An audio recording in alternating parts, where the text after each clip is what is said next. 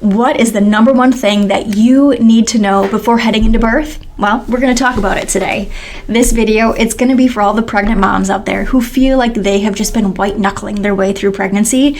They're the moms who are most likely doing everything right. They're making their appointments, they're taking their prenatals, they're doing all of the birth prep. Yet nobody has addressed the stress or the anxiety that they carry in their bodies every single day. So I am here to let you know that you deserve so much more than just the generic one-size-fits-all advice, and we're going to give you a lot more science and a lot more detail today. So in this video, we're going to talk about how your stress hormones are directly impacting your baby's brain development, why your nervous system is like the air traffic controller for your entire pregnancy, what actually happens in your body and in your baby's body during the birth process, and then finally, the missing piece of prenatal care that can change absolutely everything for both of you. But first, let me share 2 birth stories with you and show you the drastic difference that your nervous system plays within that birth process. So first, I want to share a very common scenario in many American births, especially birth stories that we hear here in the office. They start with high maternal stress, right? Mom's got complications during pregnancy, lifestyle factors, relationship factors, all of that stress can happen during pregnancy, and that has an effect on the nervous system. Oftentimes, those moms will end up with inductions. Oftentimes, inductions will lead to epidurals.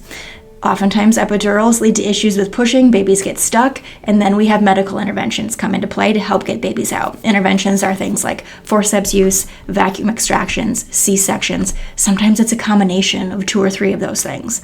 And when those interventions occur, there's often separation from mom during that critical golden hour or that first hour, which often leads to poor co-regulation, poor latch, colic, and issues, 2 to 3 months down the road, and then into childhood. It is a way too common cascade of events that can absolutely deeply affect the baby's early experiences and their nervous system development.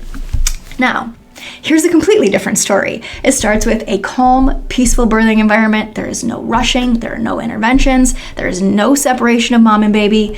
The baby just has this natural, peaceful transition into the world.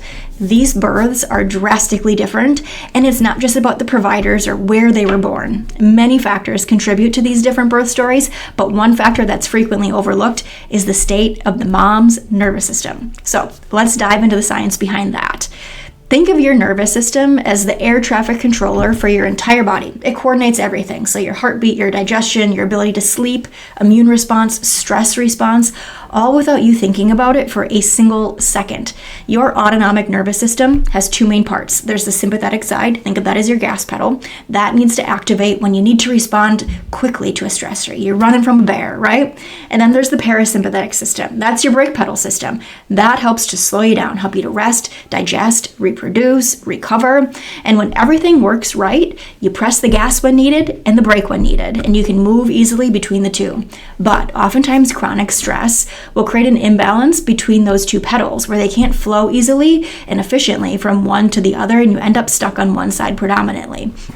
And this is a huge deal for your pregnancy and for your birth experience, because birth isn't just a physical event, it's a nervous system event. In order for labor to begin naturally, mom needs to be able to be in a parasympathetic dominant state, meaning oxytocin, the hormone that starts contractions, is released most effectively when mom feels safe and relaxed and is in a parasympathetic state. And then, as labor progresses, mom needs to get to the pushing stage. Then the nervous system needs to shift to sympathetic activation, but only at the right time, not too early or labor stalls. If somebody walks in and you're birthing and it's a stranger and it makes you feel uncomfortable, that shifts you into sympathetic mode, right? So we need that calm, relaxed environment. And if mom's already entering that birth or the delivery process and she's already stuck in stress mode or is so neurologically exhausted that she can't even get that gas pedal to turn on to effectively push, this whole sequence of a nice natural birth becomes disrupted. There's a lot of current research out there that links peaceful, supportive, no-rush birth environments with shorter labors, increased oxytocin release, and decreased pain reporting, which again decreases the need for inductions and epidurals and that whole cascade of events that come from those.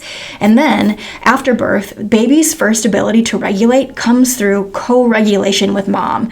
Think about that as like skin-to-skin contact, eye contact, your heartbeat rhythm syncing with one another. That's co-regulation, where mom's nervous system state is starting to help the baby's nervous system state to regulate. But if mom's nervous system is already dysregulated, or that early skin-to-skin time or that golden hour is missed, that co-regulatory loop is so much harder to establish. And standard prenatal care will monitor your baby's growth. They'll screen for complications. They'll track their development. All of that's essential work, but there is usually no or very little assessment of nervous system function outside of basic reflex checks. And you will be told to reduce your stress during your pregnancy, right? Without any measure of whether your nervous system is regulated or if it's stuck. Sometimes you don't even realize you're stressed because you've been stressed for so long. And even you try all of these stress reducing things, you don't even know if they're helping. And that's where neurologically focused chiropractic care comes in. We have insight scans here in our office. They include thermography, surface EMG, and heart rate variability. And we use all three of those tests to objectively measure how your nervous system is functioning. Neurologically focused adjustments then help to restore that balance between your gas and your brake pedal like we talked about. And when your nervous system is regulated, your baby's developing system learns that regulation too. You guys, you cannot control every variable of pregnancy and birth. Believe me, I tried. Sometimes those life-saving interventions are needed, and we are so grateful for the emergency care that we do have available in the US. But even when those interventions are necessary, we need our nervous system to know what to do and to be able to recover effectively so that that co-regulation can still happen. You can't control every variable of pregnancy and birth. Those life-saving interventions may end up being necessary.